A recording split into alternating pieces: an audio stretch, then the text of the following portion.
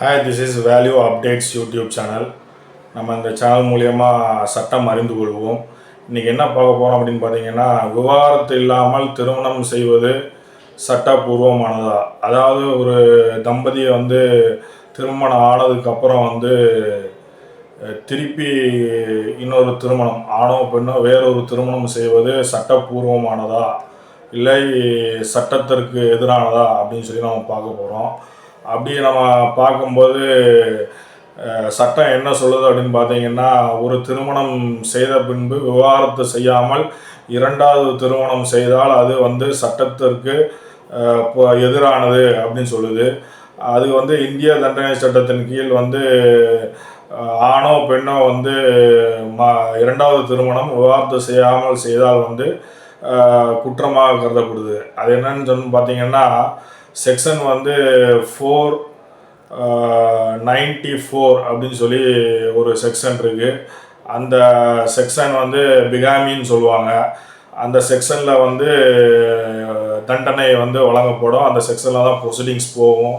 அதாவது இரண்டாவது கல்யாணம் செய்து கொள்வது, முதல் திருமணத்தை விவாகரத்து செய்யாமல். பிகாமி சட்டங்கள் மற்றும் தண்டனைகள்னால் என்ன அப்படின்னு சொல்லி நம்ம பார்க்கலாம்.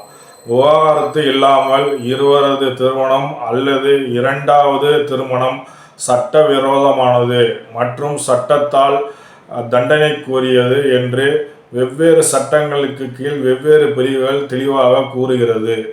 1955ஆம் ஆண்டில் இந்து திருமண சட்டம் பிரிவு 17இல் கூறப்பட்டுள்ள இந்திய தண்டனை சட்டத்தின் பிரிவுகள் 494 மற்றும் 495இன் கீழ் தனது மனைவியுடன் விவாகரத்து இல்லாமல் அல்லது கணவனுடன் விவாகரத்து இல்லாமல் இரண்டாவது திருமணம் செய்து கொள்பவர் மீது குற்றம் சாட்டப்படலாம்.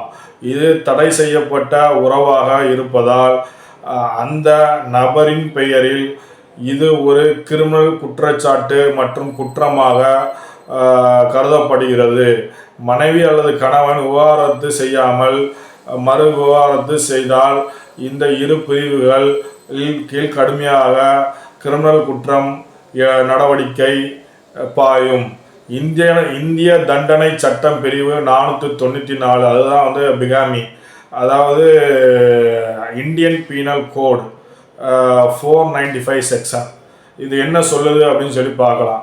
விவாகரத்து வழங்காமல் இரண்டாவது திருமணம் செய்து கொண்டவருக்கு இந்திய தண்டனை சட்டத்தில் 494வது பிரிவின் கீழ் இந்த குற்ற செயலில் குற்றவாளிகளாக கருதப்படுவார்கள் மற்றும் அபராதத்துடன் 7 முதல் 10 ஆண்டுகள் சிறை தண்டனை வழங்கப்படுகிறது. சில சந்தர்ப்பங்களில் குற்றத்தின் தீவிரத்தை பொறுத்து அபராதமும் விதிக்கப்படுகிறது அல்லது இரண்டும் ஒன்றாக வசூலிக்கப்படும். தனிநபர் அத்தகைய குற்றச்சாட்டுகளை எதிர்கொண்டாலோ அல்லது இதுபோன்று பிரச்சனைகளுக்கு ஆளானாலோ சட்ட ஆலோசனையை நீங்கள் வழக்கறிஞரிடம் பெற வேண்டும். இதில் இந்திய தண்டனை சட்டம் பிரிவு 495 இதில் அடங்கும். அதாவது முதல் மனைவி உயிருடன் இருக்கும் பொழுது அல்லது விவாகரத்து இல்லாமல் இரண்டாவது திருமணம் செய்து கொள்வது குற்றமாகவும், முதல் மனைவிக்கு தெரியாமல் அல்லது விவாகரத்து செய்யாமல் யாரேனும் உறவில் ஈடுபட்டால் அது கிரிமினல் குற்றமாக கருதப்பட்டு 10 ஆண்டுகள் சிறை தண்டனை விதிக்கப்படலாம் அல்லது அபராதமும் விதிக்கப்படலாம். அல்லது இரண்டும் சேர்ந்து, அதாவது தண்டனையும் 10 வருட தண்டனையும் அபராதமும் சேர்ந்து விதிக்கப்படலாம். இதுதான் இரண்டாவது திருமணம் சட்டப்படியாக செல்லுமா என்ன அப்படிங்கிறது. இரண்டாவது திருமணம் அப்படிங்கிறது சட்டப்படியாக செல்லுபடியாகாது. விவாகரத்து இல்லாமல் இரண்டாவது திருமணம் செல்லாது அப்படிங்கிறது சட்டம் தெளிவாக சொல்லுது. அதாவது அது பைகாமின்னு சொல்லுவாங்க. அதாவது இரண்டாவது திருமணம் செய்தாலோ அல்லது முதல் திருமணத்துக்கு அப்புறம் இன்னொருத்தர் ஒரு பெண்ணுடன் தொடர்பில் இருந்தாலோ இது தண்டனைக்குரிய சட்டம். அதனால் விவாகரத்து செய்த பின்பு நீங்கள் இரண்டாவது திருமணம் செய்தால் அதை சட்டம் அங்கீகரிக்கிறது. விவாகரத்து செய்யாமல் ஒரு இரண்டாவது திருமணம் செய்யும் பொழுது இருபாலார்கள் யாராக இருந்தாலும் சரி இரு பாலினத்தவரை வந்து சட்டம் வந்து தண்டிக்கிறது. இதுதான் வந்து நம்ம வந்து இரண்டாவது திருமணத்தில் வந்து இருக்கிற பிரச்சனை. அதுக்குண்டான தண்டனையை நம்ம பார்த்தோம். 7லேருந்து 10 வருடங்கள் வரை தண்டனை வந்து வழங்கப்படும், அபராதமும் வசூலிக்கப்படும். இது வந்து ரொம்ப முக்கியமான ஒரு விஷயம், இதை தெரிஞ்சுக்கோங்க.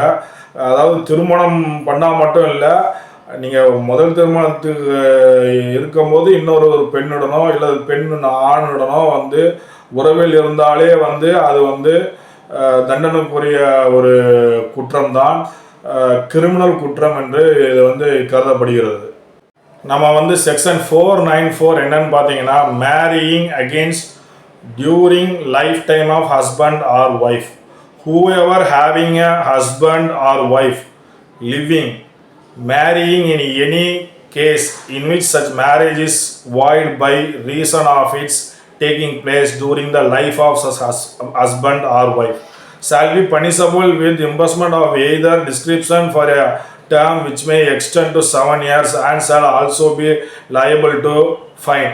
Exception: the section does not extend to any person whose marriage with such husband or wife has been declared void by a court of competent jurisdiction, nor to any person who contracted a marriage during the life of a former husband or wife, if such a husband or wife at the time of the subsequent marriage shall have been continually absent from such person for the space of 7 years and shall not have been heard by such person as being alive within that time, provided the person contracting such subsequent marriage shall, before such marriage taking place, inform the person with whom such marriage is contracted of the real state of facts as so far as the same are within him or her knowledge. இதுதான் வந்து section 494 சொல்லுது. Marrying against during a life time of husband or marriage. அதாவது ஹஸ்பண்டும் ஒய்ஃபும் வந்து திருமணத்தில் இருக்கும்போது வந்து வேற ஒருவருடன் திருமணம் கொண்டால் வந்து அது வந்து சட்டப்படி குற்றம் அப்படிங்கிறதான் சொல்லுது. இதை வந்து பெயிலபுளா இல்லைன்னா நான் பெயிலபுளா அஃபென்ஸா அப்படின்னு சொல்லி ஒரு கொஸ்டின் வந்து ரைஸ் ஆகுது. அப்படின்னு பார்க்கும்போது வந்து பைகாமி இஸ் எ நான் காக்னைசபிள் அஃபென்ஸ். அதாவது இது வந்து நான் பெயிலபிள் அஃபென்ஸில் வரும். அதாவது நீங்கள் வந்து பெயில் வந்து போலீஸ் ஸ்டேஷனில் வாங்க முடியாது, பெயில் ஒன்லி கோர்ட்டில் மட்டும்தான் அப்ளை பண்ணி வாங்க முடியும். கோர்ட் வந்து அதை கன்சிடரேஷன் பண்ணிச்சு பெயில் கொடுக்கலாம் அப்படின்னு நினச்சா மட்டும்தான் பெயில் கொடுக்க முடியும். பெயில் கொடுக்கல அப்படின்னா நீங்கள் வந்து இம்ப்ரெஸ்மெண்ட், அதாவது ப்ரிசனில் தான் இருக்கணும். ஒன்று ஜுடிஷியல் ப்ரிசனாக இருக்கும், இல்லை அப்படின்னு பார்த்தீங்கன்னா போலீஸ் கஸ்டடியில் இருப்பாங்க, இல்லை ஜுடிஷியல் கஸ்டடியில் இருப்பாங்க. என்ன இதுதான் வந்து செக்ஷன் 494 வந்து சொல்லுது. அதனால் வந்து விவாகரத்து செய்யாமல் இரண்டாவது திருமணம் செய்தால் வந்து அது வந்து மிக கடுமையான கிரிமினல் குற்றம் அப்படிங்கிறத வந்து நம்ம இது மூலமா தெரிஞ்சுக்கிறோம். நம்மளுடைய சட்ட விளக்கம் வந்து பிடிச்சிருக்கு அப்படின்னா நம்ம சேனலை சப்ஸ்கிரைப் பண்ணுங்கள், லைக் பண்ணுங்கள், கமெண்ட் பண்ணுங்கள், ஷேர் பண்ணுங்கள். மிக்க நன்றி, வணக்கம்.